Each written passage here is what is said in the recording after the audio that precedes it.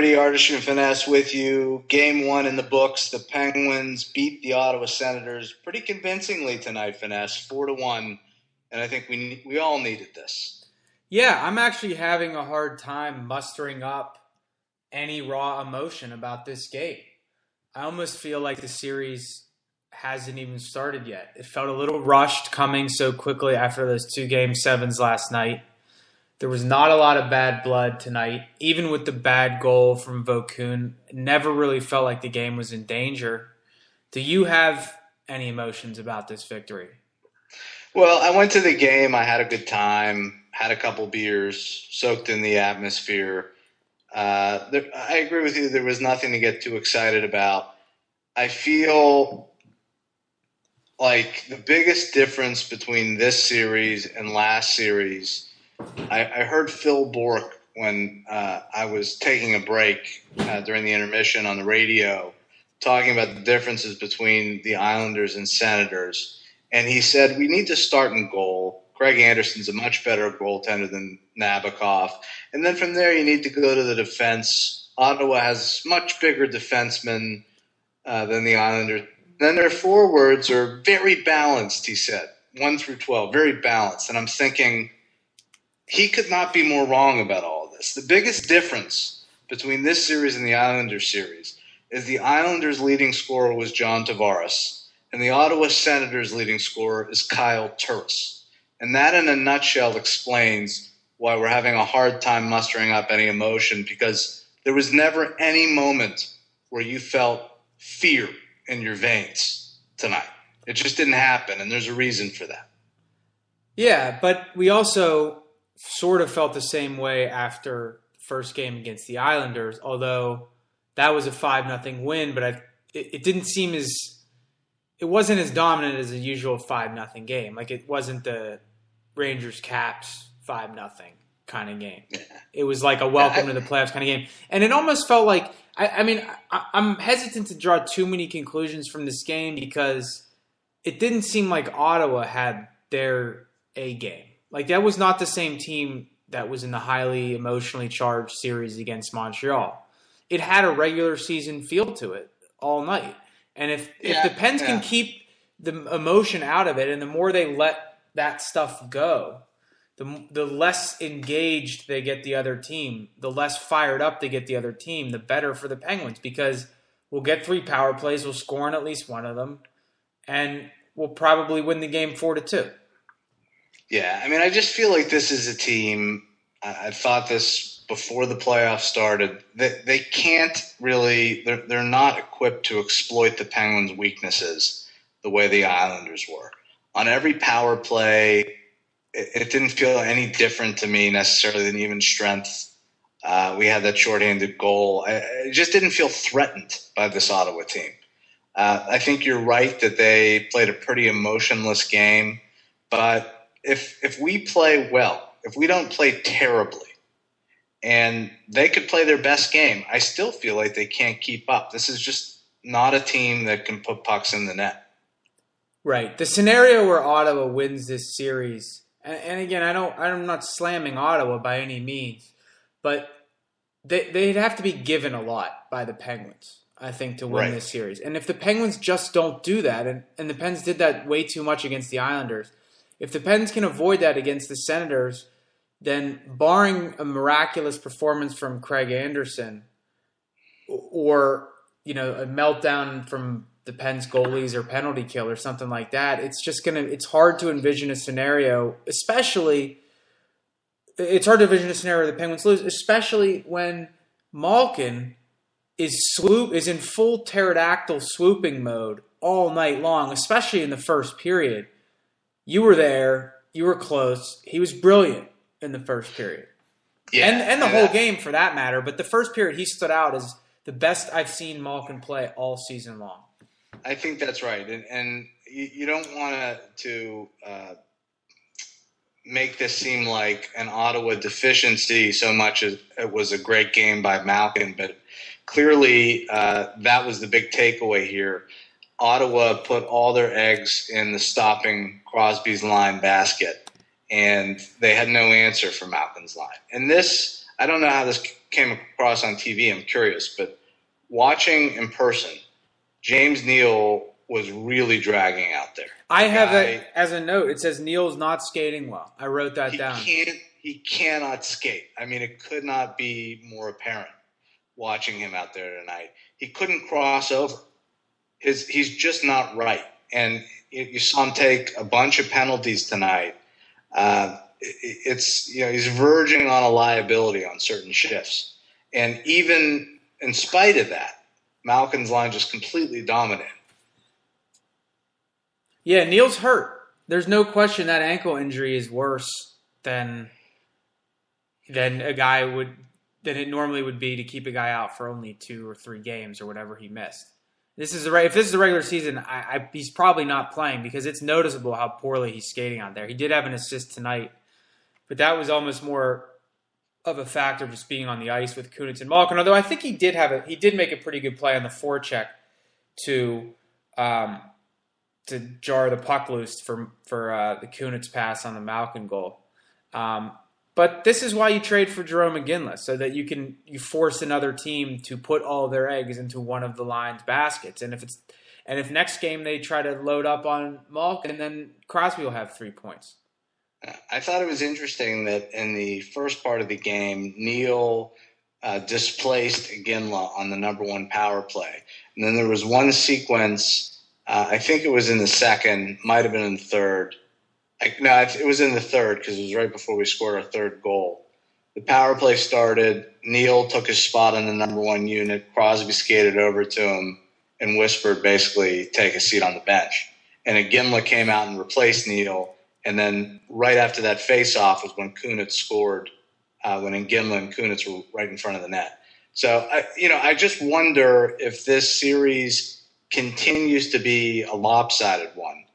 If you don't sit James Neal down. I mean, it worries me to think that this is going to be the best he can do going forward. I just wonder if rest wouldn't benefit him right now.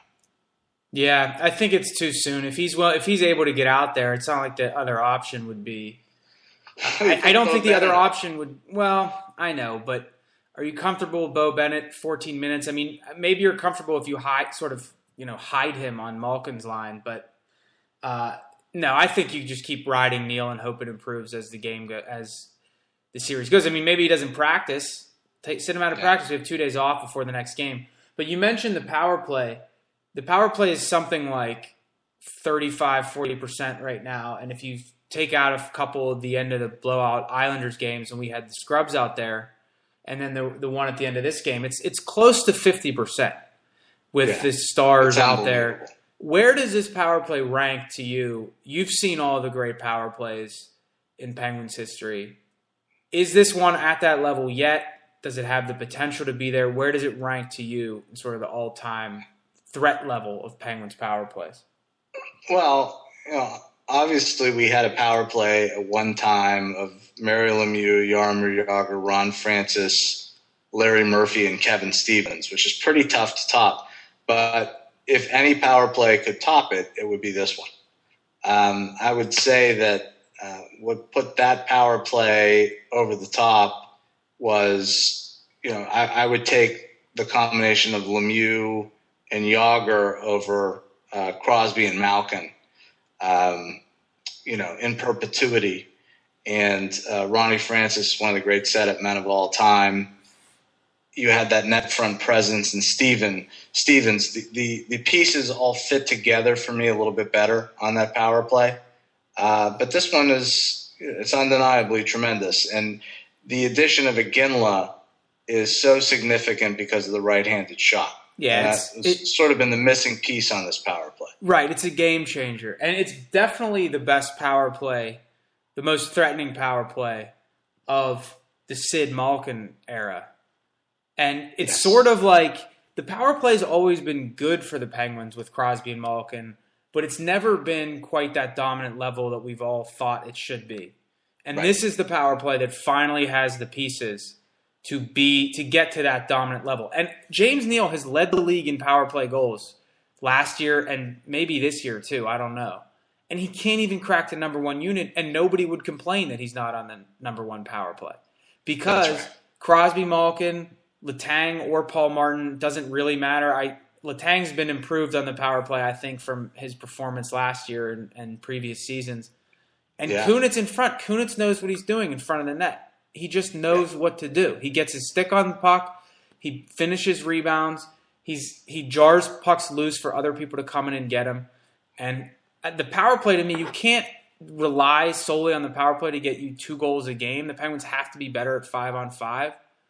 But I think the Penguins are going to get better at 5-on-5, if for no other reason than teams are not going to be willing to take penalties against the Penguins. Yeah, this is an outstanding power play. The only thing that's missing for me right now, when's the last time you saw Gino Malkin wind up and uncork a slap shot? I can't remember. No, he hasn't. He did one tonight, and it hit Joe Vitale in front. Joe Vitale tried to jump over the shot. But he looked as healthy tonight as I've seen him since very early in the season.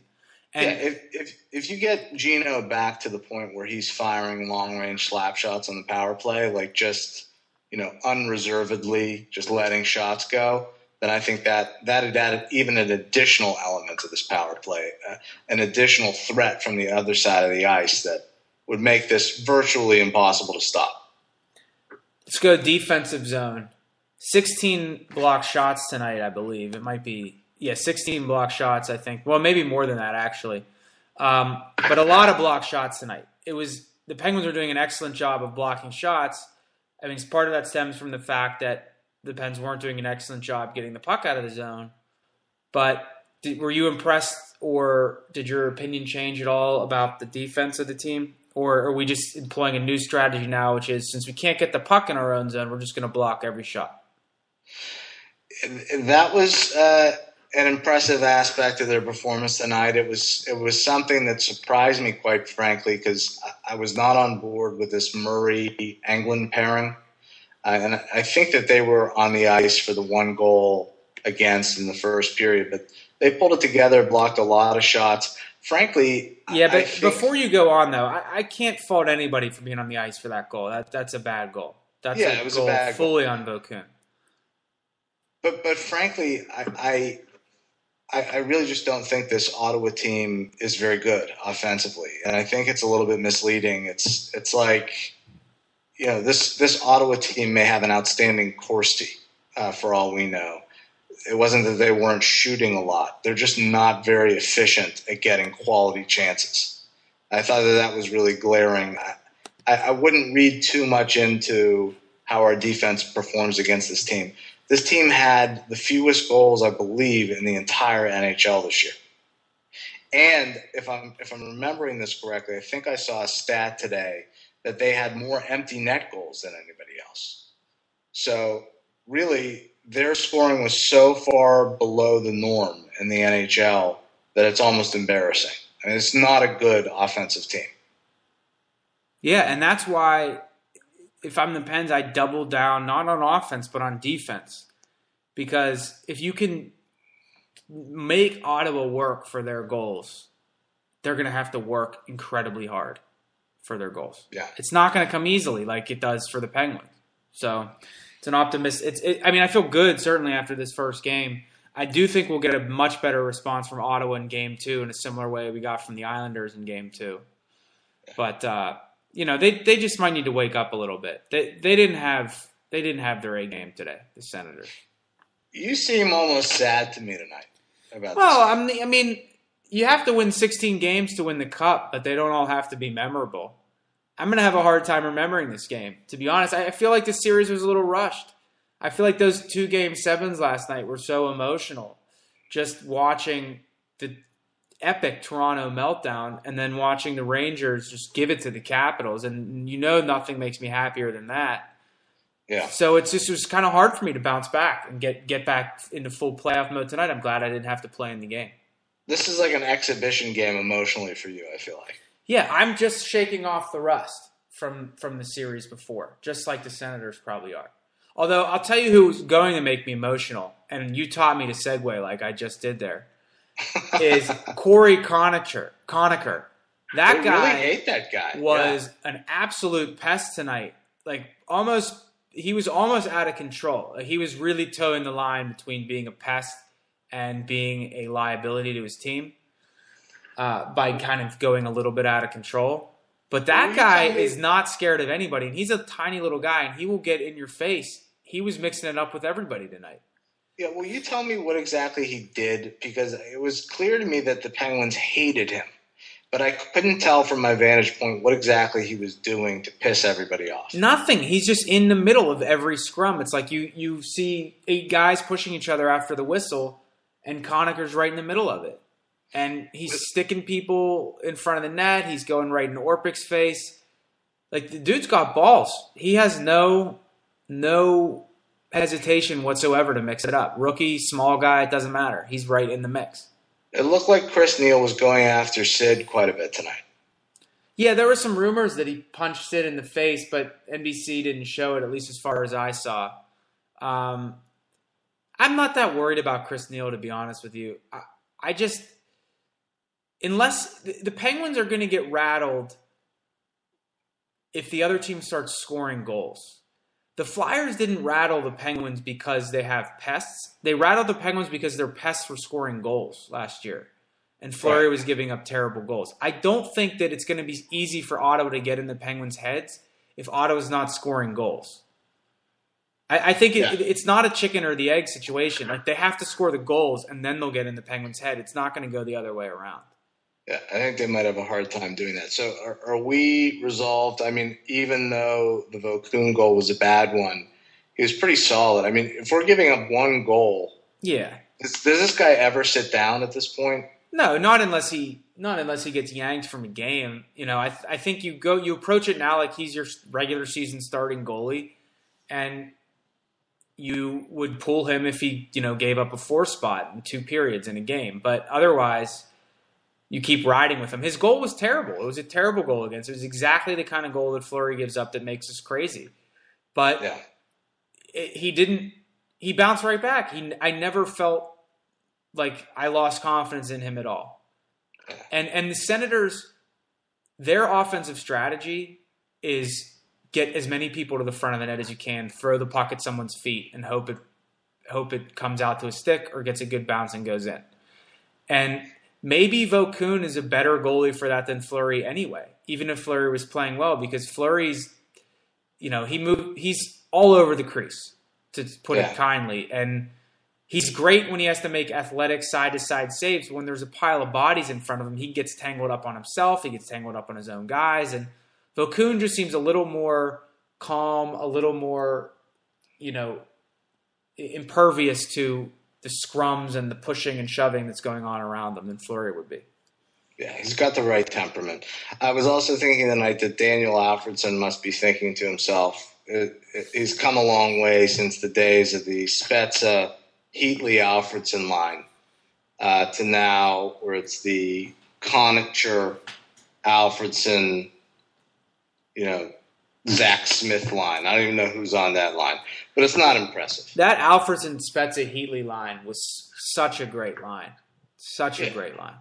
I mean, that's got to be one of the top 5 post-lockout lines. I would agree with that. It's gone now. Do you think that people want us to go through the top 5 post-lockout lines right now? Well, I think the rule of the game is that you keep the people wanting more. And on that note, let's wrap this up. We got another big GTOG radio show to do on Friday. We got to get our rest. Thanks for joining us, everybody. Until next time, GTOG.